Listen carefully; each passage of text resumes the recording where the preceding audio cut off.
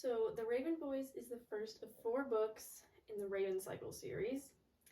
And then there's a spin-off series after that, and the last book comes out this year. I'm so excited. This is a series that takes place in like 2013, realistic modern America. But there's like a lot of fantasy, magical, spiritual / ghost elements. A big thing about this series is how every character is so well written and developed, and so due to this, it technically doesn't have like a main character. So there's like a lot of different perspectives, and you get to really understand every character. However, when you really get down to it, the main characters are like the Gangsey, which is them here. And then if you narrow it down more, it's about Blue and Gansey. At the end of the day, it all kind of starts with Blue. So for our intents and purposes, the main character will be Blue. She will function as the kind of main character. But keep in mind, every character plays an important role. So our story takes place in Henrietta, Virginia, which isn't a real place, but according to the book, it's like kind of south. Like Blue and her mom both have, and Adam all have like faint southern accents. And it's like a low to medium income kind of town. So Aglianby Academy really stands out. And Aglianby is a school for rich boys, like super rich. The kind of boys that don't like ever have to work in their lives if they don't want to. There's also like some foreign exchange students, some really smart kids on scholarship. But overall, the reputation is that it's full of these mean, rich, high school age boys who are just nasty, right? So let's get into our cast of characters. So we have Blue, who, as I mentioned, is kind of like our main character. Then we have the Gangsey, which are all boys that attend Aglianby Academy. So Gansey is the ringleader. He's like the main boy. Ronan is his best friend. Ronan is like the scary, intimidating, edgy friend. He's got the shaved head, full back tattoo. He drives this big, fast BMW. He's just kind of mean and intimidating. Then there's Adam. Unlike the first two, Adam is not rich. Adam is there on scholarship. He's really poor, but he's super hardworking and smart, and he's always self-conscious about appearing like he doesn't fit in with the rest of like his rich peers at school. He doesn't want to seem less fortunate than the rest of the other students at Aglianby. Then there's Noah. He's kind of serious, kind of funny. Nobody really dislikes him. He's pretty approachable, probably the most approachable out of the group. I won't get into anyone else yet, except for the Foxway characters here. So we have Mara Sargent, who is Blue's mother, and then we have her 2 friends, Kala and Persephone. Kala? I don't know. And then we have Orla, who is Blue's cousin, and I think that's it. So 300 Foxway is where Blue lives, and she lives here with a number of other women. That's not it. Like, there's a lot of other women who live there. The number is never exactly stated, but we know it's about like aunts, cousins, friends. And the thing about everyone in the house is they are all psychics. Everyone except Blue. She's not psychic, but she's kind of like a battery. She strengthens the psychic powers of those around her. So these women all work from the house, giving accurate but not specific predictions, but not for Blue, and kind of not for Gansey. We'll get into this later. Every psychic who has ever seen Blue has told her one thing. They've all told her if she kisses her true love, he will die. Like, literally every single psychic has told her this. Like, from the time she was born, every psychic has told her this. It's kind of just like a fact from Blue. Like, the sky is blue, grass is green. If I kiss my true love, he will die, right? At this point, she's 16, so she's like, whatever. She's self-proclaimed, like, I'm so sensible, I'm all grown up, I'm not gonna fall in love anyway. So one day in spring, Neve comes to town. Her picture printed wrong, so you're just gonna have to imagine what she looks like. Okay, so one spring day, she comes to town, right? Neve comes to town. Neve is also a psychic, but she is famous. Like, she's on TV doing predictions. She has like 4 books published, etc. Like, she's a famous lady. Neve is apparently Blue's aunt that she's never met nor heard of, so she has to like Google her to find out about her because she's famous, right? And Blue is not sure why Neve came to Henrietta. And her mom like won't tell her, which kind of bothers her because her mom usually tells her everything, like they're kind of like besties. But she's like, Blue's like, whatever. There's a lot of women in the house already. What's one more, right? It's fine. So when Neve first gets there, Blue opens the door, and Neve looks Blue in the eyes, and she goes, "You're Mara's daughter. This is the year you are gonna meet your true love." And this is kind of a death sentence for someone, right? Because if Blue kisses her true love, he's gonna die. So that was kind of like the intro, the beginning part. Let's get into section 1. So every year on April 24th, it is St. Mark's Eve. This is a big thing for psychics. Nobody else really knows about it, like it's not celebrated. Nobody really knows it's a thing, including me. Like I didn't know that existed before I read this book. But yeah, it's a real world thing. You can look it up. Normally on St. Mark's Eve, Blue goes with her mom to the church, but this year she goes with Neve. And remember, keep in mind, she's a battery. She makes psychic powers stronger. So they go to this creepy church. It's cold.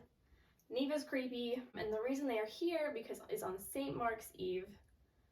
The spirits of people who are going to die in the next 12 months will show up as ghosts. And they walk on this thing called the Corpse Road that goes through this church. Normally Mara, but this year it's Neve.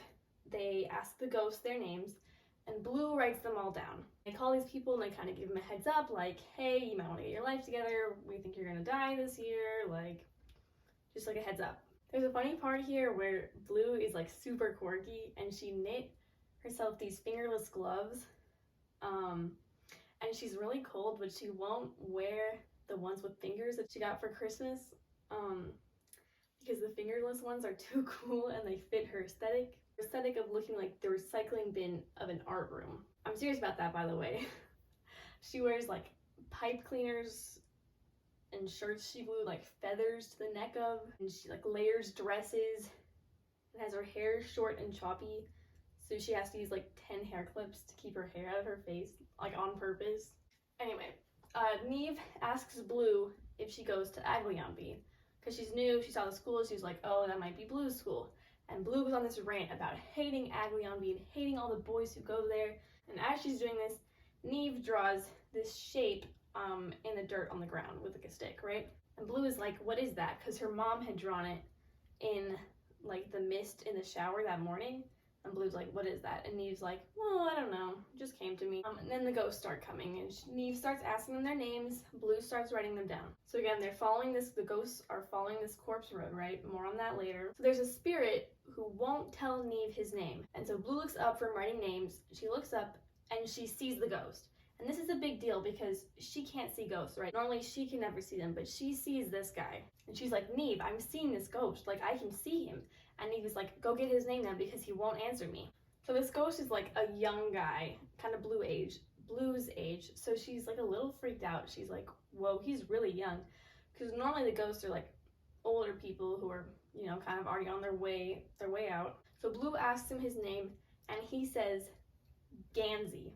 And then the ghost kind of like falls to his knees and like fades away, and like he like dies and fades. And Blue is like kind of freaked out a little more, right? She just saw this ghost like die. And then Neve explains to her that the only reason a non-seer like Neve and, you know, all of them would see a ghost on St. Mark's Eve is either she killed him or he is her true love. Like bomb drop. Blue is like, whoa. Like she just found out this guy exists and she's probably going to kill him within the year. So it's here that we meet the rest of the Gansey. Enter Gansey. He's outside his like obnoxious orange Camaro. Which in this series, honestly, the cars are kind of like their own characters. There's like a bunch of, like she very specifically says like the make and model and color of every important car. Anyways, so his car broke down on the side of the road, which is like a really common thing for his car. It's a piece of crap. Like it breaks down so much. So he calls Ronan, his best friend, to come get him, bring him a burger, bring him Adam, and bring him some gas for his car as well. So his car broke down as he was driving home from keeping watch at the same church that Blue and Neve were at last night. So he was trying to hear something at the church, and he did hear something. He took a recording, right?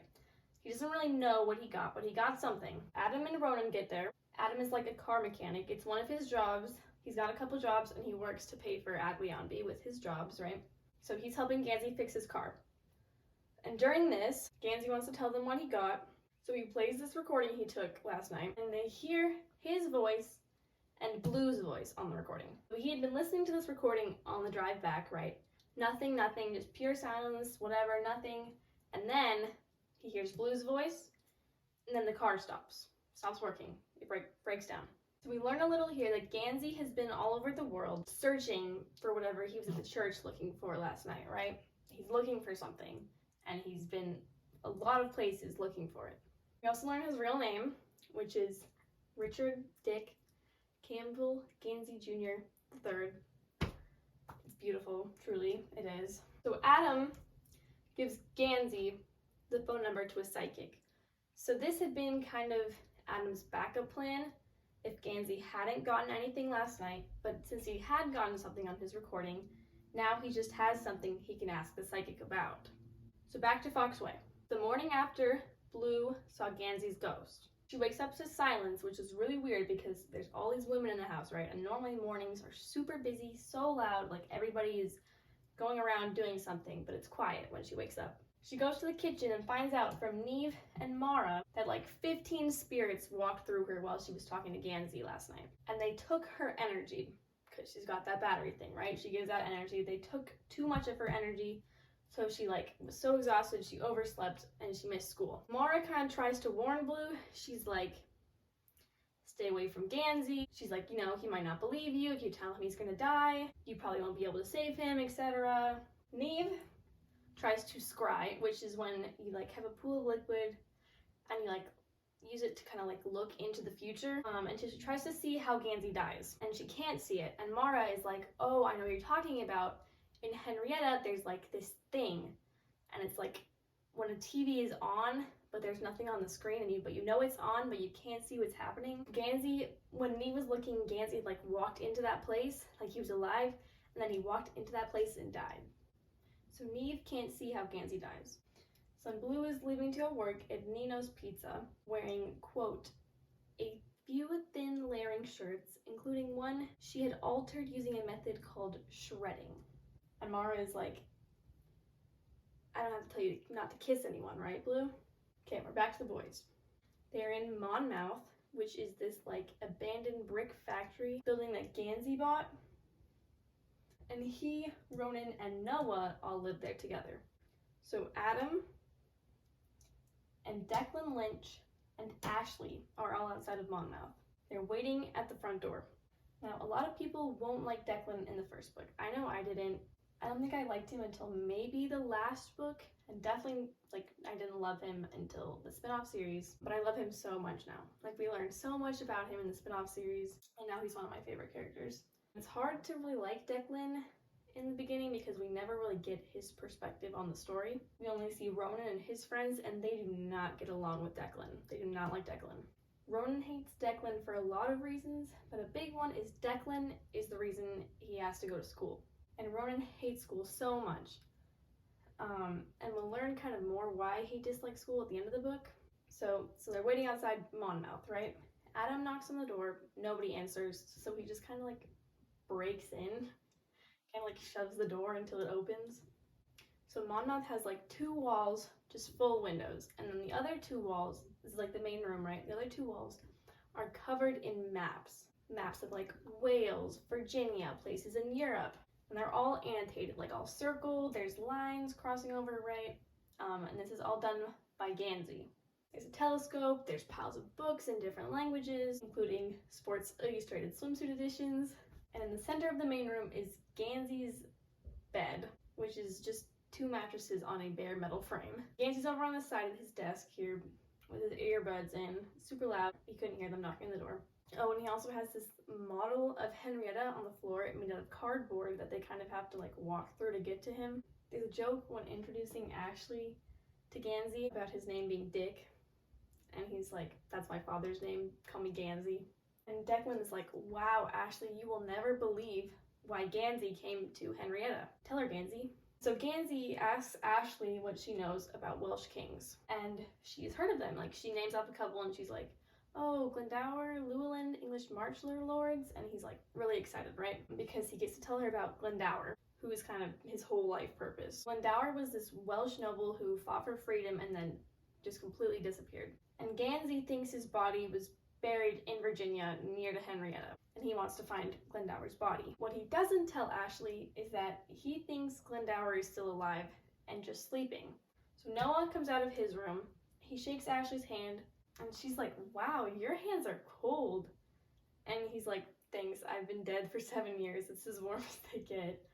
Then Ronan walks out of his room, and immediately Declan is like, oh no, because he purposefully came when he thought Ronan was at tennis, was going to be unavailable, was not going to be there. He did not want Ronan there when he came. And Ronan's like, wow, Ashley, nice boyfriend. He's going to have a new girlfriend tomorrow. And everyone's like, and Gansey's like, he's sorry. Declan is like kind of hurting Ashley out. He's on damage control. And Adam is listening to him, and there's one line where he's like talking to Ashley, and he's like, Ronan's the one who found Dad, it messed him up, right? And so Gansey is mad at Ronan. So they all head to Nino's Pizza. Well, remember, Blue is currently working. Let me get a chapter about Barrington Welk. I honestly find him so boring. He's just creepy and stalkerish, hence why he's Joe from You. And all he kind of does is he just laments about missing his old Aglionby roommate. He's stalkerish because he finds out that Gansey is also researching ley lines and St. Mark's Eve and all that kind of stuff. And he thought nobody cared about that around here except for him and his old roommate who is dead. Okay, so back to Blue. She has like 4 jobs, but Nino's Pizza is like the most serious one.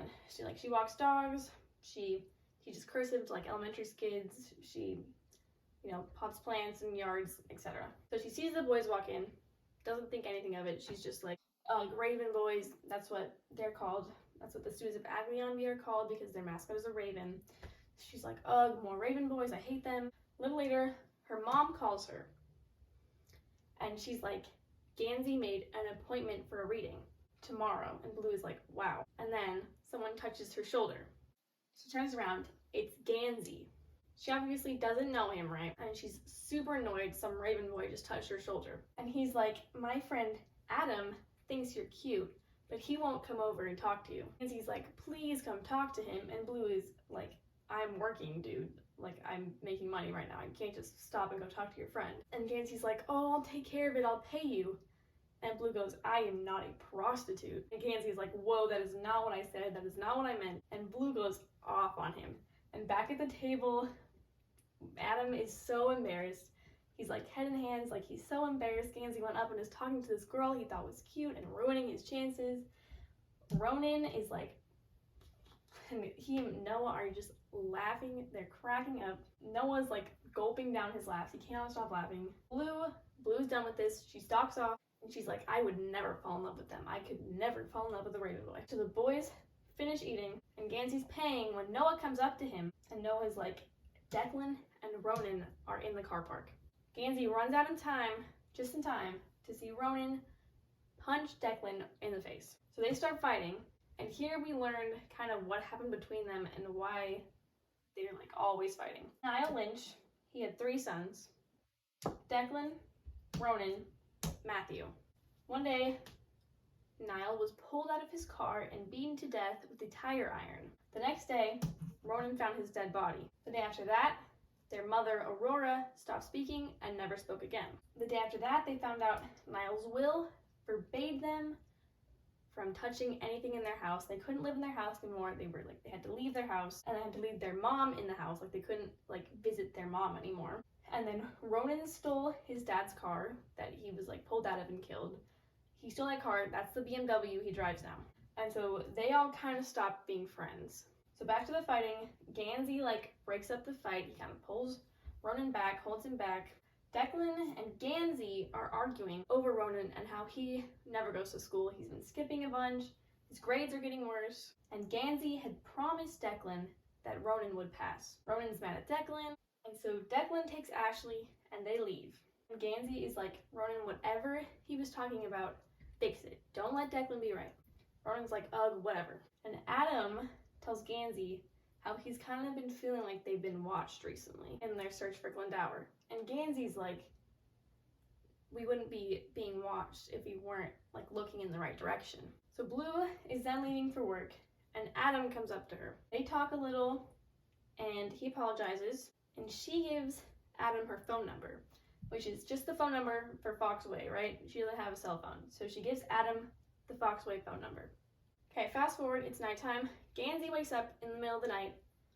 Ronan is gone. There's this big panic where he has to call Adam, and they have to go look for him because Ronan had previously tried to kill himself. So they have to go check like parks and bridges to see if they find his body. Gansey finds him at St. Agnes Church, which is not the church Blue and Neve were at earlier. This is a different church. This is the church where the three brothers go to church together every Sunday. Like, they hate each other, but every Sunday they are seated for church together. Ronan is fine. He's alive. He's just really drunk.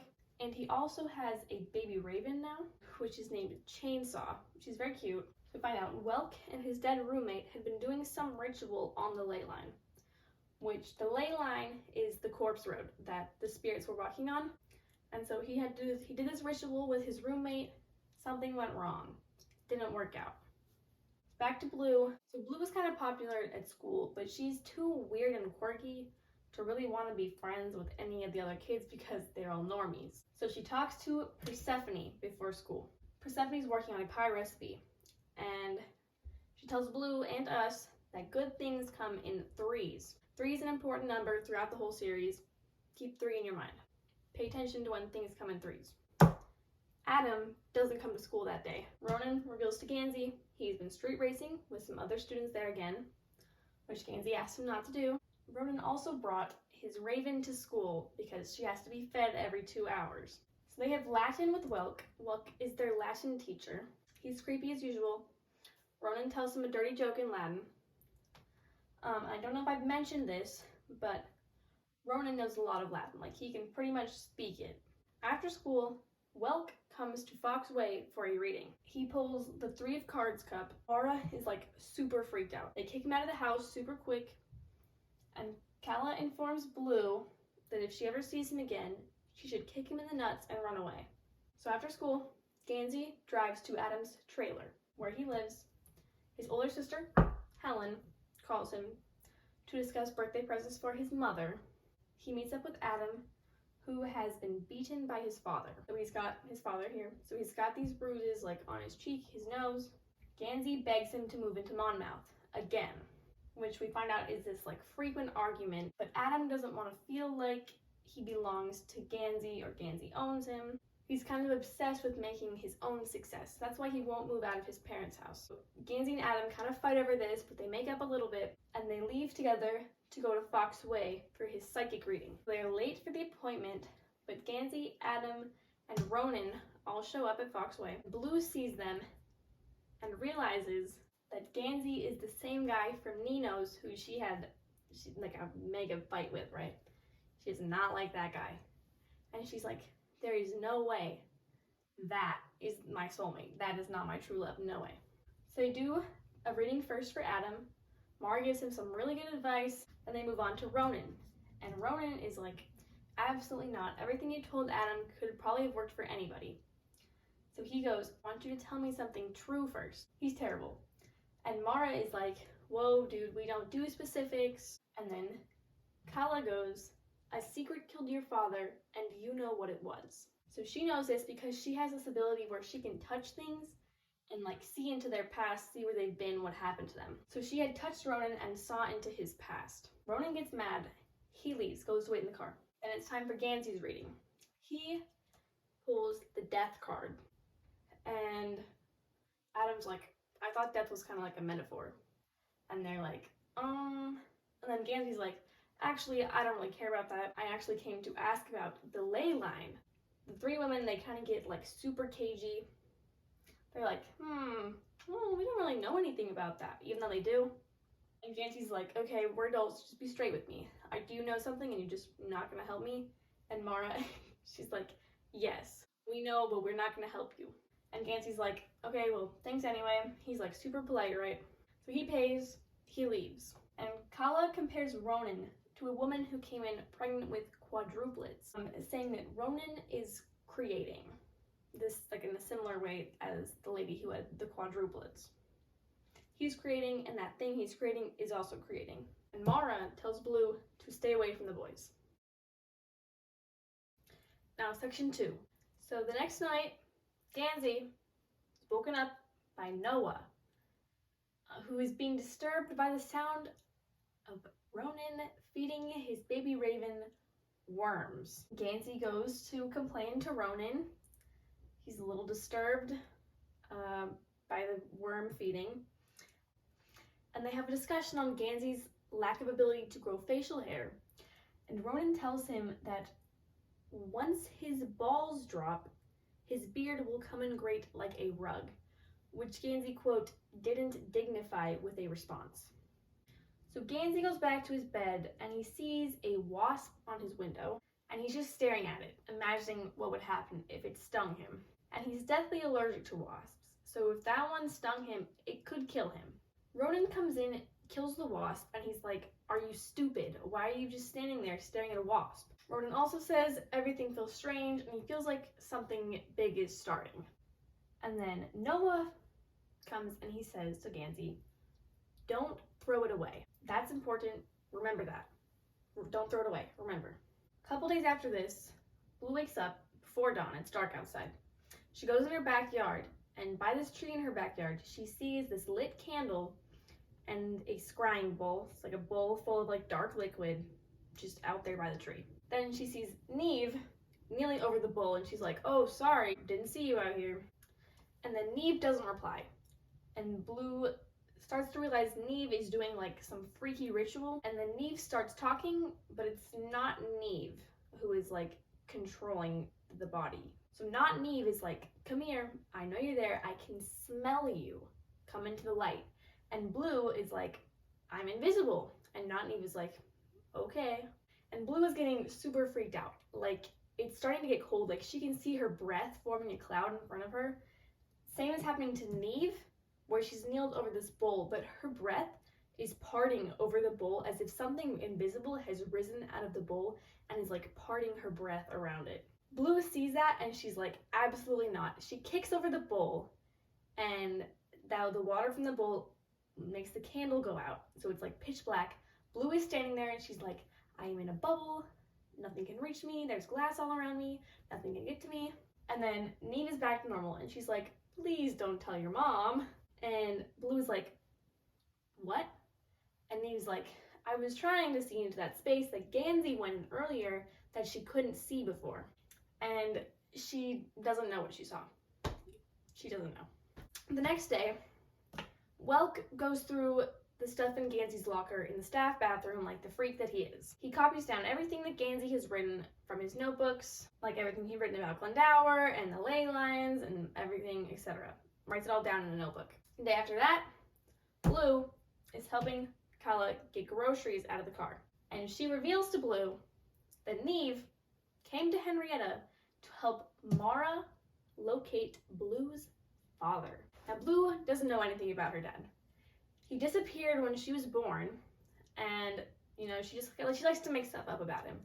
She really loves this guy, even though she's never met him, doesn't know anything about him, right? While the two of them are outside getting groceries, a flower delivery lady comes up with a white carnation, baby's breath, and a white carnation, and they're like, "Oh, must be for Orla. People love to send Orla things. Orla has lots of suitors." And the lady's like, "No, is there a blue sergeant here?" And Kala is like, and honestly so is Blue. She's like, "What?" And she looks at the note, and it's from Adam. Adam sent Blue a flower. And the note on the flower says, "I hope you still want me to call." Kala tells Blue if she gets to know Gansey, she should guard her heart, and remember, he is still going to die. Same time this is happening, Adam is in the Monmouth parking lot watching Noah and Ronan build wooden ramps to drive Ronan's car off of. Noah tells Ronan that Adam sent Blue flowers, and Adam is like, "How did you know that?"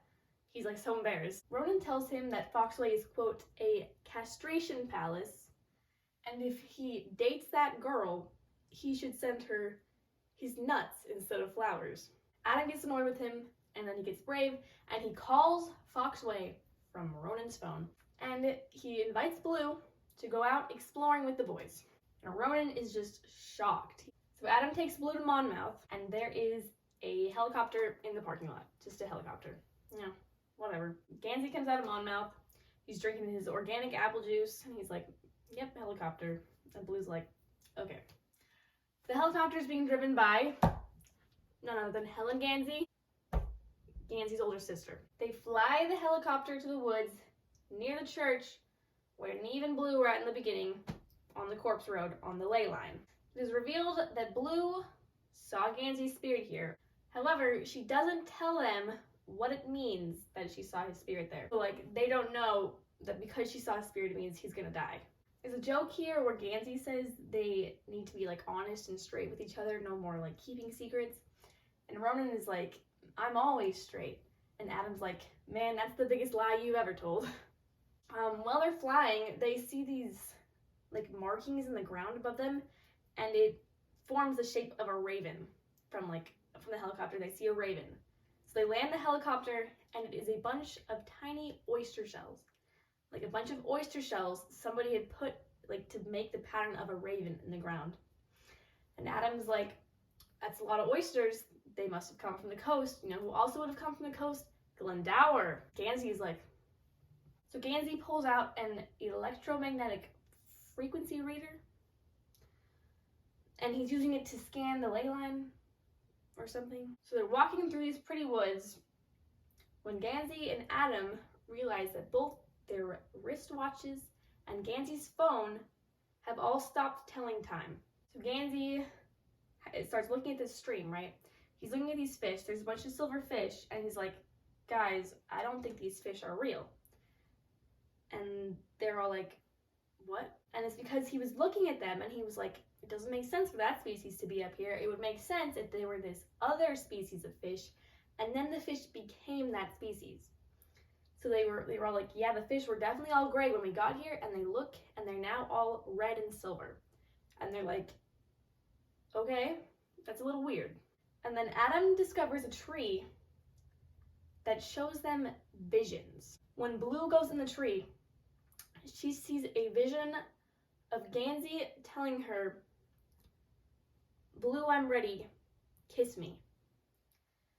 She comes out of the tree and she's like, whoa, because not only did she see that, but she could feel like grief and desire that she was feeling in the vision. It was really freaky. Gansey, in his vision, he saw Glendower. When they come out of the woods, they find out that they were in there for 7 minutes instead of 40. Like, they were in the woods for 40 minutes, but when they leave, Helen's like, you were in there for 7 minutes. And she's actually annoyed because they said they were only going to be 2 minutes. On the way back, Gansey asks Blue if Blue is her real name or like a nickname. And she's like, oh, sorry, it's not a normal name like Gansey. And Gansey is like, you know, I've always loved the name Jane. So from then on, sometimes he just refers to her as Jane. So the Gansey goes and visits the woods some more, few more times. And also Noah just loves Blue. He adores her. Adam compares him to like an adoring golden retriever. One time they're going back to the woods and Ronan is like, we have to be back in 3 hours so I can feed Chainsaw. And Gansey's like, this is exactly why I didn't want to have a baby with you. So they go again. It's weird again. Noah had gone first, but when the rest of them go in, Noah is behind them. And then the trees are all like, they're autumn trees instead of spring. There's like leaves falling down. And then Ronan finds a rock with Latin writing on it. And he gets freaked out because it's his handwriting on the rock. Like, he wrote on the rock. And what is on the rock is, it's a joke in Latin in case he didn't recognize his own handwriting. And underneath in Latin it says, the trees speak Latin. And then it also says the woods are named Cabaswater. So the woods are called Cabaswater and the trees speak Latin. So Ronan is talking to the trees in Latin and they're telling them the ley line is not awake. And if they wake the ley line, the woods will be in debt to them. So eventually they walk to this clearing and there's this red Mustang. It's just covered in pollen. Like, this car is untouched. And there's an Aglion B sticker on the car. So it belonged to a Raven boy. Noah has to pause and go like retch in the woods, so they leave. And then the next day, Adam is working, Ronan's at church with his brothers, so Gansey calls up Blue and he's like, hey, do you want to go back to the church ruins and explore with me? She has to walk some dogs first, right, that's her job. But she's like, in an hour I can go. So before she goes to walk the dogs, Mara calls her into the living room where the three ladies are drinking. They're drinking, it's like 10. Mara's kind of mad because Blue has been sneaking around, but she's also like she doesn't care that much. Like, she's like, whatever. And Kala's like, this is what you get for using your DNA to make a baby. Oh, I forgot to mention this, but Blue and Kala had made a plan to search Neve's room on Friday while she's out with Mara. And they said it's like they're having a movie night as like their cover. Alright, so after dog walking, Blue, Gansey, they go to the church. Gansey calls her Jane, so she calls him Dick, but he is so pained by it, she just can't feel any joy from calling him Dick. And then Gansey makes a joke about being so grateful that Blue helped him find the ley line he'd been searching for 18 months that he could just kiss her. And Blue like freaks. She's like, she gets away. She's like, ooh. Gansey's like, what? So she tells him about the kiss death prophecy. And then she also tells him not to tell Adam. And he's like, oh, is that how it is? And she's like, ooh.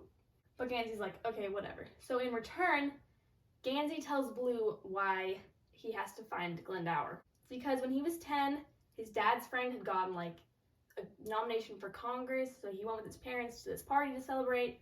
And so he was in the woods with the other kids playing hide and seek, but he like went off from the other kids and he stepped on a hornet nest. And remember, he is deathly allergic to hornets. And he got stung, he says, probably 100 times. So he got stung all over his body and he died. Like, his heart stopped. And then he heard a voice in his ear tell him he would live because of Glendower. Someone else on the ley line is dying when they should not. So you will live while you should not. So he comes back to life and he's like, I have to find Glendower. Like, the reason I'm alive is because of Glendower. I have to find him. So they keep walking and then they find a human arm bone sticking out of the ground. They brush off the leaves to reveal a full human skeleton, and the cheek of the skull is smashed in, like they think that could be how he died. And though almost all the clothing has like kind of disintegrated, faded away, right, from age, there's an Agamemnon patch on the rib cage that was so synthetic it didn't quite like fade away like the shirt did and everything. Gansey finds a wallet and he opens it to see if they can find like a driver's license, find some ID, and they do find a driver's license. And Gansey looks at the driver's license and he finds out who the body is. And the body is none other than Noah. Part 3. So Gansey goes and gets Adam from work. And he's like freaked out, but he won't tell Adam what's happening. And so Adam gets freaked out and he's like, oh no, did something finally happen to Ronan? They get to Monmouth and Gansey starts yelling for Noah, like so loud he's lost it. Ronan is like, chill out dude, you're flipped. Noah is not here, he is out. And Gansey's like, no he's not, Noah. And he's like yelling for Noah. Gansey asks Adam if he knows Noah's last name. None of them know his last name. Noah's room is always untouched. His bed is always made. He has no personal items. They have no classes with him. They've never seen him eat. He doesn't pay rent. They don't remember him ever moving in. So Gansey's saying all that and Ronan's like, you really have lost it. Gansey reveals that he and Blue were at the police station that afternoon because they found a skeleton body in the woods. And he's like, do you know whose body it was? And Noah goes, it was mine. They all turn and he's standing in his doorway, but he's like super pale and there's this smudge on his cheek as if there's no bone underneath his skin, like the bones were crushed. And Ronan's like, he's finally like scared now because he's like, I just checked your room, you weren't in your room. Noah's like, I told you, I told everyone. And they're like, wow, you really are dead. So Gansey asks Noah who killed him, and he's like, I don't want to talk about it. And then he like fades away. And Adam's like, wow, we are being haunted. Like it's a ghost haunting us. So Blue is really sad over finding out Noah has died, even though it's clear they never knew him when he was alive. Like he has always been dead. But they come to the conclusion that he is now acting like a ghost because his bones were taken off the ley line. Like the police took his bones off the ley line, so now he's not getting all that energy. And then Blue is remembering the day they were in the woods and they saw the red Mustang, and the sight of it made Noah like throw up, but because he's dead, he like physically couldn't throw up. He could only like retch over the car. And she is so absorbed with Noah being dead that she almost forgets about her and Call's plan to go through Neve's room. And so she leaves like a note for Blue, like, Blue, don't forget movie night. Neve tells Blue they're looking for a god, but they didn't suspect there was also a legion of devils. So Adam is alone at Monmouth when Declan gets there, and he is so upset because Ronan is being kicked out of Aglionby. And Gansey had promised Declan that Ronan was going to pass. He was going to get through school. So Adam calls Gansey about this, and Gansey's at his parents' house celebrating his mom's birthday. So he goes in the garage, and he calls up the Aglionby student guidance counselor, and he bribes the guy to keep Ronan in school. Like, Gansey donates $30,000 to the Aglionby library and promises that Ronan will get all B's, he will pass his finals, and that's how he keeps Ronan in school. So Blue goes to Monmouth. This is her first time like entering Monmouth, like going inside, and she's talking to Adam about how she would love to live in Monmouth, and he's like, I can't, I have to make it myself. And that's why he goes to Aglionby even though he's not rich. And Blue's like, it's okay, because Adam's kind of awkward about this, and Blue's like, it's okay if you haven't noticed, I'm not rich either. And Adam says she's pretty, and she's like, I get kind of nervous when you say things like that. I get nervous that you're gonna kiss me. And she lies about the reason she says this. She's like, well, I'm just very young. And then Ronan comes up. He's just finished feeding Chainsaw, and he lets Blue hold Chainsaw. And then Noah comes out of his room, and he's like, I want you guys to know that I was more when I was alive. So the police had told them Noah had been missing for 7 years. And so that meant he had actually gone to Aglionby just 7 years ago. And 7 years ago, when he went missing, is actually the same time Gansey died in the woods via hornets, which is not a coincidence. So Noah reveals that he was part of a ritual to wake the ley line, and he was killed as a sacrifice. And Ronan's like, okay, no more games. Who did it? Who killed you, Noah? And Noah's like, we were friends. He didn't mean it. He was upset, like he had lost everything. And he's like, you guys aren't scared of Gansey, are you? And Ronan is like, Noah, just tell us a name. And he's like, but you already know.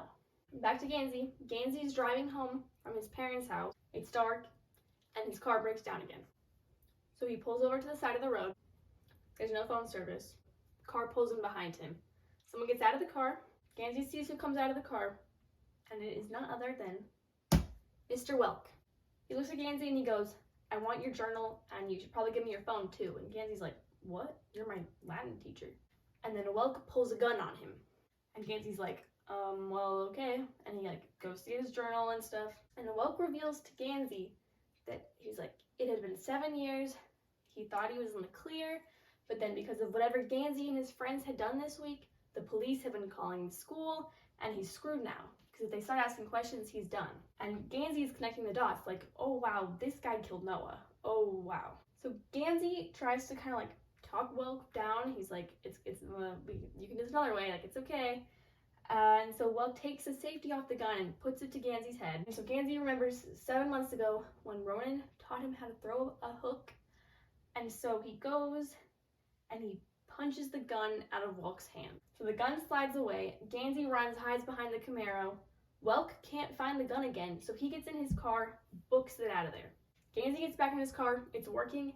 He like speeds back to Henrietta. So Cal and Blue are going through Neve's stuff, right? They find like some herbs, some candles, you know, nothing like too suspicious. There's also these 2 mirrors that face each other. And then Persephone lets them know that Mara knew the whole time what they were doing. They weren't, you know, very sneaky about it. And she says, be done at midnight, that's when they're gonna get home. And Persephone and Kala, they tell Blue that yes, Neve was supposed to come to find her dad because Mara is still in love with him. They also tell Blue that Mara called him many different names, including Butternut. So after going through Neve's stuff, Kala uses like her ability where she can touch things and like see what would happen with them. And Through the mirrors, they find out that Neve was trying to become more famous. And a man had offered a year ago to pay for Neve to come to Henrietta on an all-expenses-paid trip to find and investigate the Henrietta ley line. And she was like, no, I don't really want to. But she was thinking, she was like, I think I want to go investigate on my own. And so she had called up Mara, and she knew that if she offered to help Mara find her, her boyfriend, Mara would let her stay. So Blue is flipping through Neve's planner, and she sees Welk's name and his phone number. And she's like, But then Neve and Mara get home early and bust them. So all the boys come to Foxway, everybody's in the kitchen. They're discussing Neve and her motives and Welk. They decide to all go to Cabas Water, try and fix Noah, stop Welk. Ronan takes Adam home, and Ronan's dad is on the porch waiting for him, and Ronan is like, you do not have to go out there. You can stay with us. And Adam's like, no, and he goes out anyway. What happened is his parents found his pay stub from the car factory where he works and found out he makes a lot more than what they thought, and he used it to pay to go to Agrion, and his dad is pissed off. And so his dad hits him some and then pushes him down the stairs. And this is when Ronan parks his car, gets out, and Ronan absolutely just smashes in the face of Adam's dad and starts beating him up. So Adam's mom calls the police, and they get there, they take Ronan off, and they're going to arrest him. And Adam is super disoriented because when his dad pushed him down the stairs, he lost hearing in his left ear, but he sees them start to arrest Ronan, and he's like, wait, he was protecting me from my dad, and he decides to press charges on his dad to protect Ronan. Meanwhile, Neve calls Welk and is like, hey, changed my mind about the whole ritual thing. I do want to help you now. So Blue goes to Monmouth, and it's just her and Noah until Gansey and Adam get back from the hospital. And then Noah disappears when they get in. But when they walk in, his disembodied ghost voice whispers to Blue, and he's like, they were fighting. They had a fight.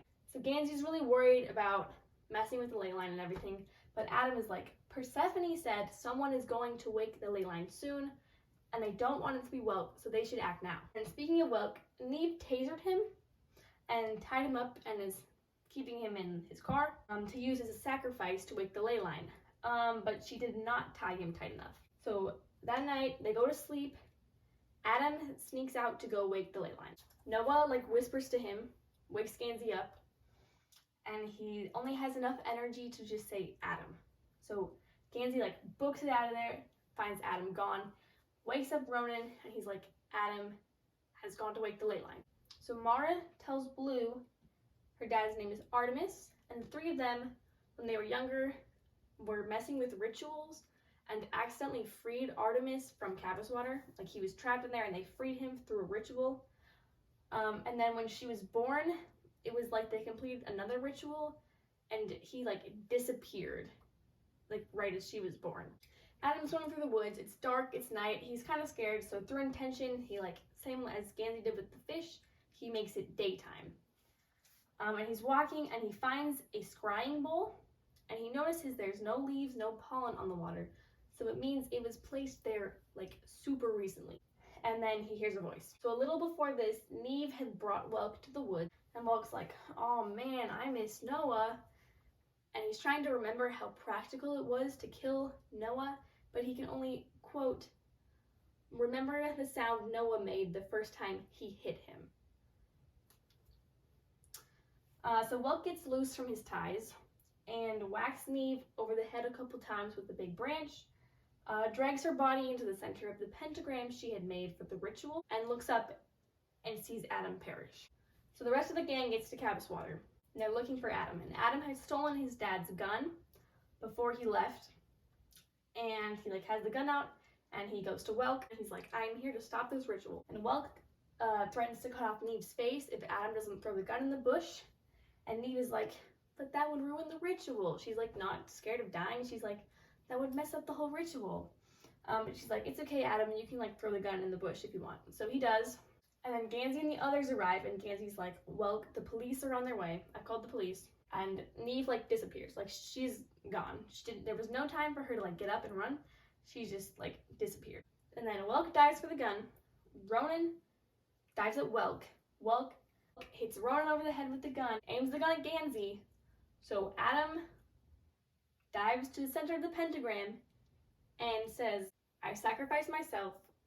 I will be your hands. I will be your eyes. So an earthquake starts. Welk tries to shoot Adam, and he like shoots at him, but the forest like takes the bullet away, so Adam is unharmed. And then this stampede of like white beasts come through and they trample Welk. Gansey's understandably upset that his Latin teacher just like was brutally killed, even though it was revealed he was a murderer. But then the trees start speaking in Latin, and Ronan translates, and he's like, Gansey, the trees say they've always heard rumors of a king buried along their ley line, and I think it might be Gansey's king. When they get back, Persephone and Kala tell them that they accidentally disappeared Neve when they were like messing with her mirrors. So the gang goes to Noah's funeral. When they get there, Noah whispers to Blue and he's like, please talk to my family, tell them something for me. And Blue is like, absolutely not. I will look like a crazy person, no way. And Noah is like, please, Blue. And she's like, fine. This is kind of a funny scene, but it's also like, I have like secondhand embarrassment for Blue that Noah is having her do this. And honestly, I would not have opened the way she did. She opens to the family like, I'm the daughter of a psychic.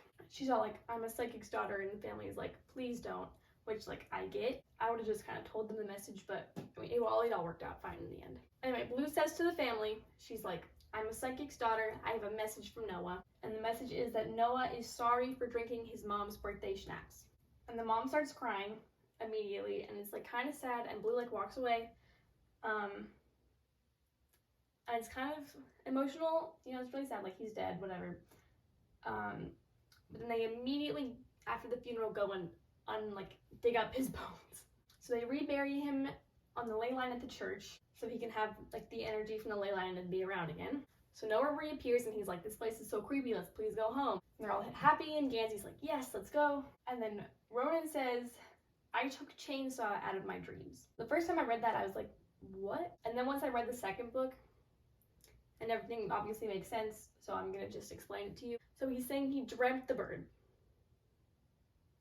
Like Chainsaw was in his dream, and he took her out of his dream and made her real. And so the end of the book is him revealing that he took Chainsaw out of his dream. So it's kind of a cliffhanger. It's like, what does he mean by that? Like, what's gonna happen from that? Honestly, the books just get better from here. Like, we start getting like more characters, and they're so interesting, and the story gets crazy. Yeah, great stuff. Best book series ever.